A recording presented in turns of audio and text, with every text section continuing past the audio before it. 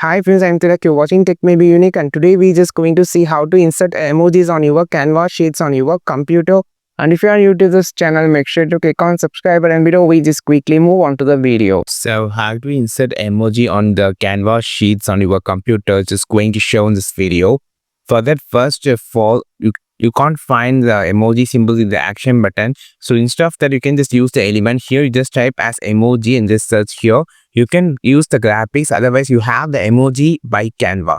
Use this app, click on this and open the application first. It's inside the Canva. And here you can find all the emojis. You just can easily use it. Otherwise, you have another option here. So just press the Windows key with the dot symbol. It's a Windows keyboard shortcut, and here you can find different emojis. These are the two ways that you can just easily insert the different type of emojis and reactions of emojis in your Canva sheets on your computer.